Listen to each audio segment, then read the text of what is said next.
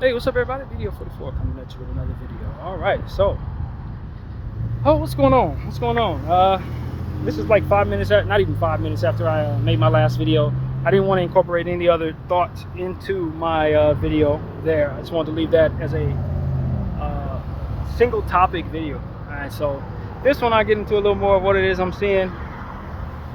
A lot of the stuff I'm paying attention to is in regards to the Epstein situation. And for those who don't know who Epstein is, although I'm sure most people do, he was someone who was arrested for severe child inappropriateness, very severe child inappropriateness, and ultimately found himself hanging in his cell not long after being arrested. It's been said that the people who were in cahoots with him, people who were aligned with what he was doing, were very high officials, people of prestige in this country and around the world. Some of the highest names of the world could potentially have been on his list of individuals that he did these and performed these things with. So, you know, right now there's a lady that he was supposed to be his right-hand person, so to speak, who's Ghislaine Maxwell. She's essentially saying at this point, after being locked up for several years, that she's ready to testify to who's all on the list. And it's going to be interesting to see if she's able to do that, because they've gone through great lengths over the last couple of weeks to essentially tell us that there's no list. But that doesn't make any sense, because why we should be in prison if not for having done something to someone of some kind. And so with that being what it is, you have to wonder, if she opens her mouth, what can come of that? Now the question is, has she been spoken to by those who would need her to speak, to say certain things, or maybe even put some people on a list that ain't there? If they don't have paperwork, then we're taking her word for it. She can put anybody on that list she want to put on that list. You understand what I'm saying? She could have been told who to put on that list to assure that she doesn't get unalived, or if she could, you know, something maybe would pique her interest in some way, they might have been able to compromise her. If these people are as important as they are alleged to be, then how do I know that she's not about to give us a list that don't have nothing but people on there who oppose her, or oppose them rather? So that is what I'm saying. I don't trust her at all, given what it is she's been accused of and are convicted of, and the nature of corruption that appears to be covering it up. Why would I then turn to her and trust her for anything? She's not exactly the most credible person in this world. So that's my concern, is she's probably compromised herself. They probably promised that she would be able to have this or that or whatever. You know, they found a way, I'm sure, to get to her, to assure that whatever she's about to testify comes out in a way that's favorable to whoever it would be. So that's what I'm concerned with in regards to that. I don't trust it. And they released footage of what allegedly, what was said to have happened in that jail cell the night that he was found. And you know, the tape is what it is, like 11 hours showing essentially who's coming in and out of that area. I didn't watch it myself, so I don't know what's all there, but I was able to watch commentary on someone who said they watched it, and they essentially said that it was doctored. They believe it was doctored to look as if certain things took place that didn't, or what have you. So you take that for what it's worth. But whatever the case may be, Jeffrey Epstein was arrested for something. Ghislaine Maxwell was arrested for something, convicted of something. And it was said by many people that the list was in existence. Some people even claim to have had the list. I saw the footage of them saying that they had the list on their desk, that kind of thing. And now all of a sudden they're saying there was no list. Well, okay, well, what's the ramifications for those people saying there was a list? Because these supposed to be credible people telling us that they're representatives of our government, essentially saying that they had paperwork with list names on them and that they had read through them. Now all of a sudden the list doesn't exist, and I'm supposed to believe that? if that is the truth, then there are certain things that have been done around this situation that don't align with that. So what's really going on? Whatever the case may be, it seems to me that this is one of those situations where they just want us to kind of just believe a lie that doesn't come together, and then just kind of go on with our lives. And I'm telling you guys, that is the same stuff that we're seeing in regards to this genocide. All the things that have been told to us don't align with what it is that we've seen. And even without the presence of having seen footage of this genocide, things that it's telling us don't add up in other areas that we would otherwise be able to fact check. But we're being told to just ignore that this doesn't come together and just move on with our lives. And you know, it's been said that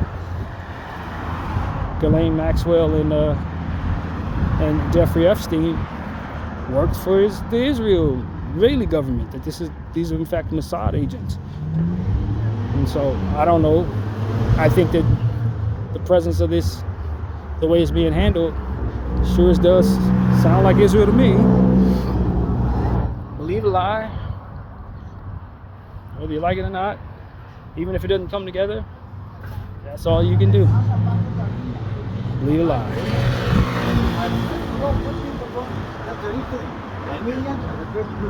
So that's really what it is. I don't know if they think that we're stupid as to not be able to see that things don't come together, or they just expect us to like nod our heads and understand that this is above our pay grade and that they're covering this up and that we should just trust that they're covering this up. That's what I'm trying to figure out, what they're trying to sell me as a mind out here. Am I supposed to just say, you know what, I trust my government if they want to cover this up? They have every right to? Because that's like the most logical thing for a person to say, rather than say there's no cover up here, or that I'm missing something. You know what I mean? Or that, you know, this is just is what it is. That they said it was a list and then there was no list, and that lie is not to be questioned. At some point in time, you just got to say, okay, the lies are being exposed.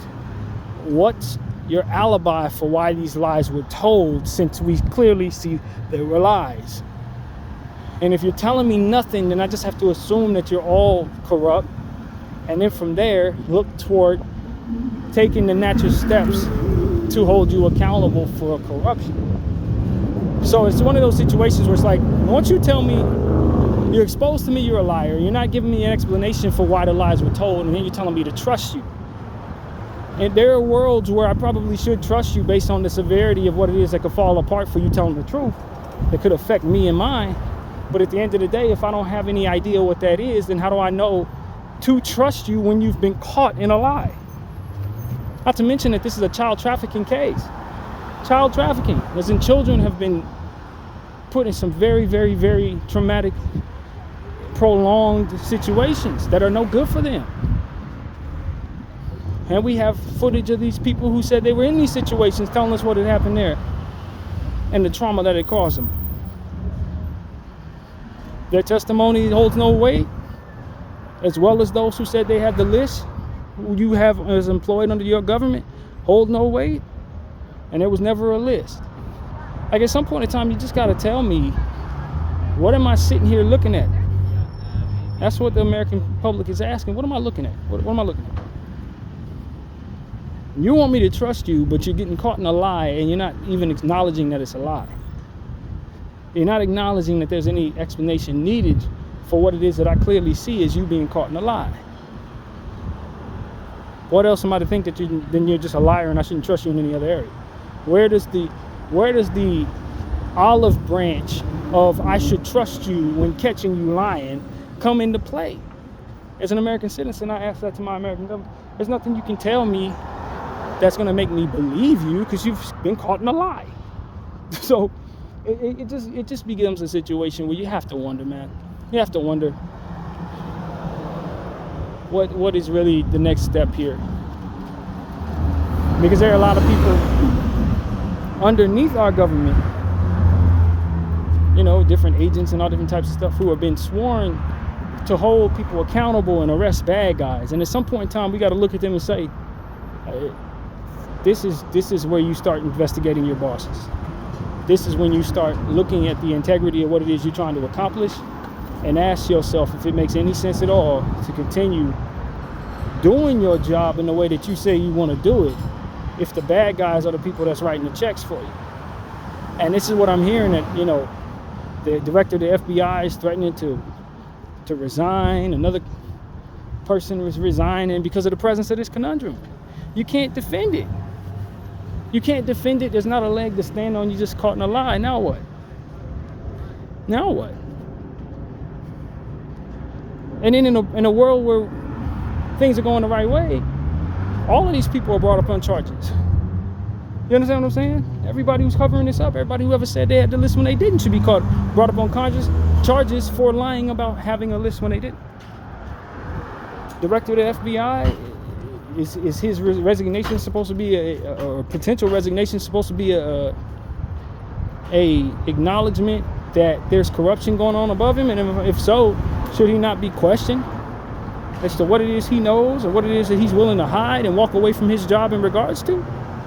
You don't get to just walk away with the presence of corruption being a reason why he did. What do you know? But as I said a few days ago in a different video, there's no adult in the room. So the idea that somebody is going to come in and hold these people accountable, they are the ones who are supposed to be holding people accountable, and they're only interested in moving in the direction that they are, away from themselves and toward others that they want to vilify. I mean, our country is just upside down right now. The priorities are to do wrong up top. That's really what it is. They are interested in arresting farmers and parents of several children who happen to not have documentation. That's what the priority is to harass Mexican people and people of color who don't have their paperwork. Vilify them and put them in a horrible predicament with their lives, as if that's not traumatic inducing behavior from our government. You know, the things that we used to talk about in history class that we were said to have been horrible things and the shameful things, like putting people in cages and all these different things they said about what they did to the Japanese and all these different things they said. They doing this to these people right now. So it's fine when you do it, but it ain't okay when the Germans do it. It's fine when you do it, but it ain't okay when, you know, someone else does it. It doesn't equate. At some point in time, there's got to be an explanation for why we are hell-bent on doing this, why we so hell-bent on doing different things that don't align with morality as we were raised to believe that morality is. We don't put people in cages. We don't round people up and do collective punishment. We don't, you know, go for genocide. The Holocaust, the worst thing in the world. Okay, well, what am I looking at then? Are we not doing the same thing? Seems like we're doing the same thing. And so at some point in time, we got to ask ourselves, what is the issue here? Are we not in a space where we're looking around, seeing the same behavior that we used to condemn being done by our very own government and our government allies? People that we say are our best allies. And we're doing it to our neighbors, right? I don't understand it. Help me understand where this makes any sense for us to go forward doing the same stuff that we used to condemn. And the things you raised me to believe were horrible are things that you're telling me that you're doing with pride. Meanwhile, you got this Ghislaine Maxwell situation and got all kinds of lies and potentially all types of empowered people who are likely on this list not being held accountable. A lie don't even come together. You're telling me ain't no list. You got this woman locked up for charges on what? Victimless crimes? Victimless sexual crimes? What the hell does that even mean? Government needs to try to make that make any sense. Or at this point in time, you just look at the government and say, those are the people that need to be arrested. They're them right there. They're the ones that need to be locked up. And based on how they're treating people out here in these streets with this ICE stuff, obviously they're the bad guys. They're not even really hiding it. And so at this point in time, that's exactly what I see there. The government are the bad guys. We let the wrong people in office. We let the wrong people govern us. they got the people behind them that they want behind them, or they rather want them in place. Better way to put the. They got the wrong people running everything, and they're doing things in ways that we used to condemn growing up, and we're supposed to be fine with it because that's what happens when you let the bad guys run things. That's what happens when you let the bad guys control the whole thing. Then all of a sudden, up is down, down is up, and anybody that holds it accountable is a bad person. I tell you right now, man, we need to get our heads together because there's no way we're going to be able to survive as a country if we continue allowing people like that to mold us in whatever direction they're going to move us morally. It don't work. It don't work. Whatever direction we want to go as a nation, whether we want to move forward the way we've been moving, or if we want to start making right some of the wrongs that we've done, we certainly can't keep doing wrongs that have to be made right and expect that we're going to be looked at the right way. We already have a reputation in America, and we keep on doubling down and tripling down on that reputation. You know, I was asking myself this morning. Actually, I was checking in the room about an hour and a half ago. The thought that came to my mind is like, what they want us to agree to is that all these measures that they're taking are necessary for the survival of the country. It's necessary.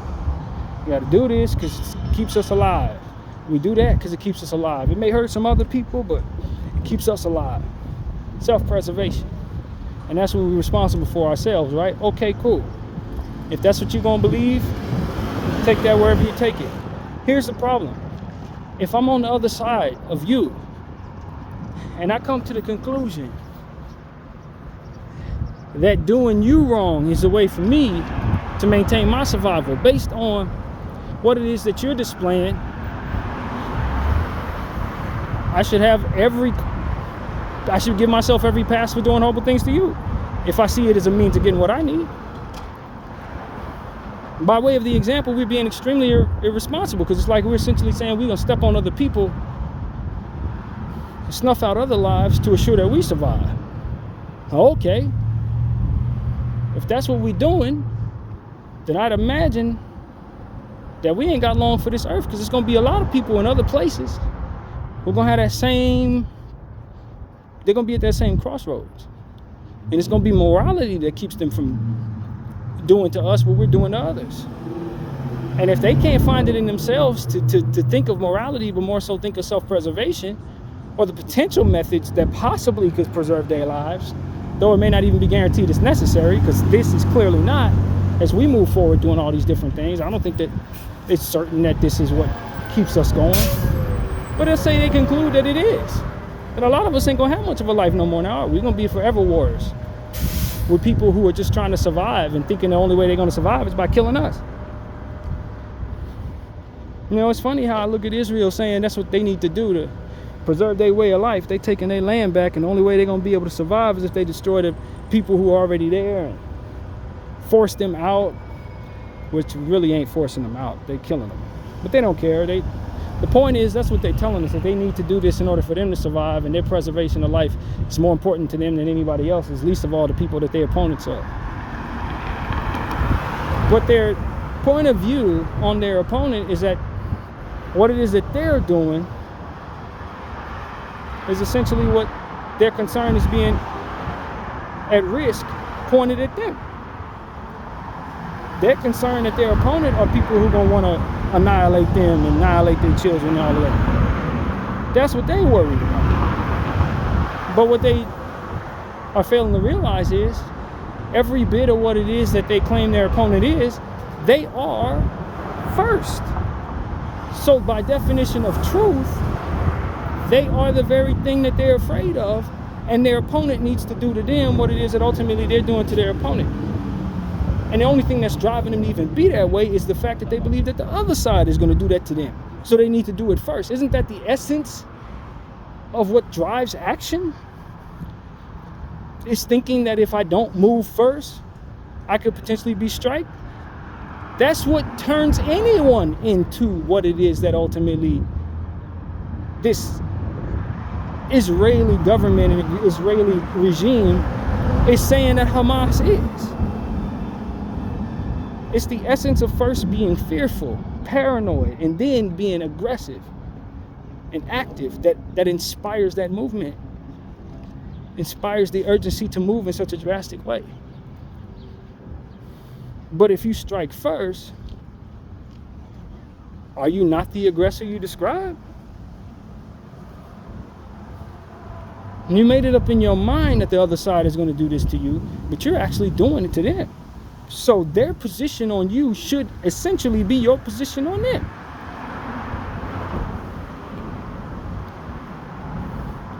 And that's very easy for anyone to see. I think that would be easy for a child to see, if explained properly. And yet, you got governments and people who are backing governments who don't acknowledge that this is something that we see. They don't want to acknowledge that the truth is very much evident in what it is that's going on here, despite the lies that they tell. I mean, we just got to ask ourselves, where are we going as a world? Where you can have all the money in the world and you can just lie, and no one will hold you accountable. Nobody will question your lies. People will move as if your lies are true, even if it has them flying off a cliff.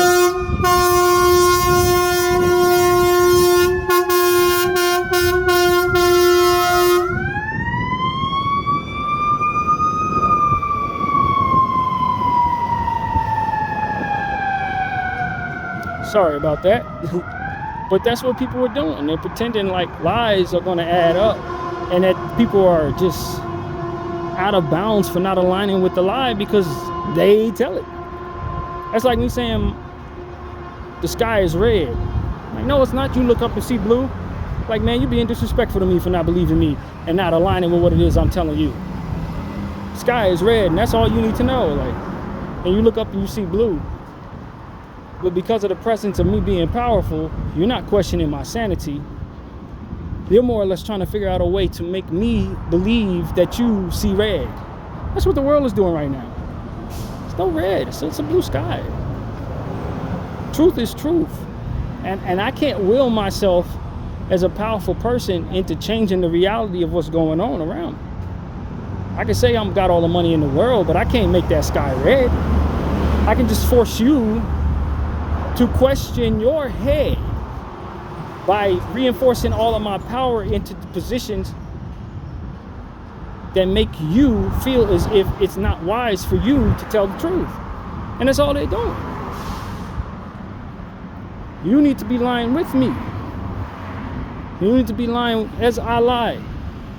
And you dare not break character, so to speak, because if you do, now you've suddenly put yourself in the crosshairs. It's like that's what this world is really about right now.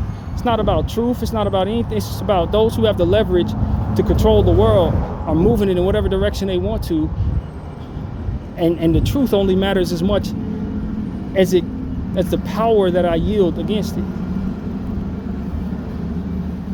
Which is just deeply, deeply irresponsible.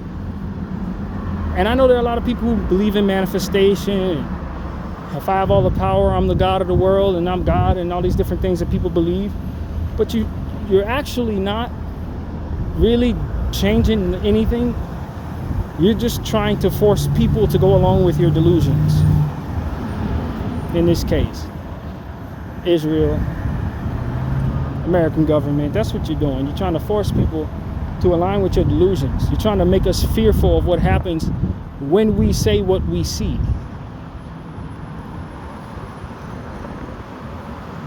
And so that's really what it is. You got a delusional state and a delusional country aligned with that delusional state.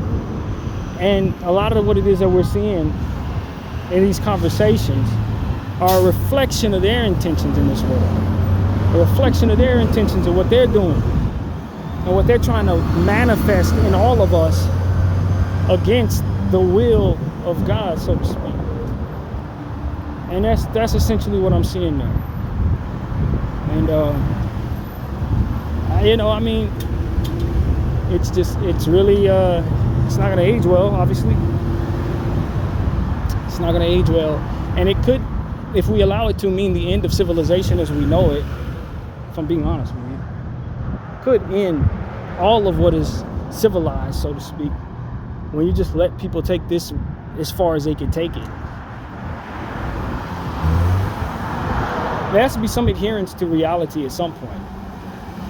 You can say people are living in a simulation, but the world around us is still gravity, it's still air and water, and you know what I mean? It's still what it is. So it's only but so far a dictator is going to force people into living in his delusional space where up is down, down is up, and the sky is red when it's actually blue. Question is, when are the people going to take the measures necessary to overthrow that delusional government? That's the question. There's going to be a lot of conversations about that over in the coming years if we stay on this path. You're not going to be able to effectively get everybody to be fearful enough and compromised enough to align with what goes against their eyesight. When they see red, or they see blue rather, and you want to say it's red, okay, cool, but at some point in time, you're going to find a bunch of people who are not going to want to live in that crazy space and are going to be willing to throw their entire lives away to stand on what it is that their sanity tells them is the truth. They do not, in fact, see red when they look up. They see blue. And you trying to force them to see red isn't making it that red is coming about. You know what I mean? And they're going to fight about that. And that's just what I think is necessary in a lot of people's minds, man. And so that's really what I see there. It's just going to be, eventually the government is, I guess, the psychology behind this is to be able to annihilate massive amounts of people, just like they're seeing in genocide. That bloodthirst is trying to provoke every ego to just like aggressively react to what is obviously people trying to force us into living their delusional lives and their delusional lives. Eventually, that is what it's supposed to do. It's going to make us go from being aggressive in our protests or whatever it is our conversation is into trying to actually attack people and whatever, as to which they get to enact massive amounts of killing, massive amounts of demonstrations that are supposed to instill fear in whoever's left after they do so. I think that that's really what they're trying to provoke, honestly. That's what I think is happening. They want to really, really, really kill a lot of people. And this is what they hope will give them the ability to do so. And I just think we need to guard against that as the people. We need to guard against that, make it as difficult for them as possible to have that goal, that green light, so to speak, to enact killing methods against aggressive protesters and against aggressive people who are standing up for what the truth is, but ultimately by way of the lies that are being told and who's controlling what, are then effectively going to be out of line as it pertains to the measures that they have in place for us. And they're going to say we against the law. They're going to say we the worst people in the world. They're going to say we are disruptors and all this and that. When actually we're standing up against wrong. We're standing up for the truth. We value the truth, and we see that as a way to move forward, not lies, not leverage that aligns people with other people's delusions. The truth. And if they were doing things in alignment with truth, and if their methods of behavior were aligned with what is true, then there would be no aggressiveness for any of us. Be no uprising, be no nothing in that regard. So that's really what it is, man. Just seeing it through as a person of God, or someone who believes in goodness, believes in truth, believes that checks and balances are the safest way forward for every civilization. And for somebody, no matter who they are, whether they have a lot or have a little, or doing whatever they shouldn't, and the best way to maintain civility is to hold them people accountable for what they do. It's the best way. Not allow them to get so far up the totem pole, so to speak, that they're above reproach. That can destroy the entire civilization.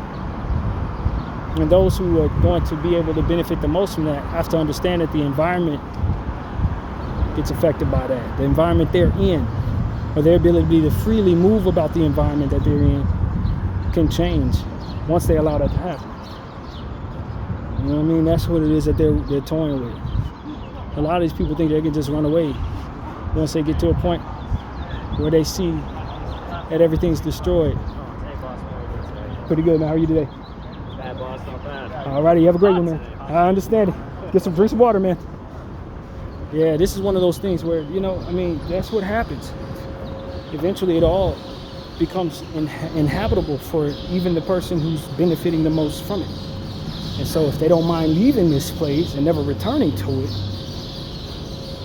or if they don't care nothing about that and they just want to see it burn and they're not thinking that far ahead, it becomes inhabitable for them. It becomes uninhabitable, rather, for them to be in the space where they once governed. And they find out when they annihilate all the people that there's nobody to God over, so to speak. And you're only stuck with the emptiness of what it is that your accomplishments are. But I imagine if you're crazy enough to move in that direction, or evil enough to move in that direction, you're likely not in this position to value what comes of not, you know what I mean, and the preservation of the environment itself, preservation of civilization. You put that at risk, you obviously don't care about what happens. You're not smart enough to see it. So that's what I see with our government. It's an irresponsible government and a docile people that need to find it within themselves to save themselves, save their democracy, save their reputation in humanity and history. So that's pretty much what I gotta say. My name is Bdf 44. I thank y'all for watching.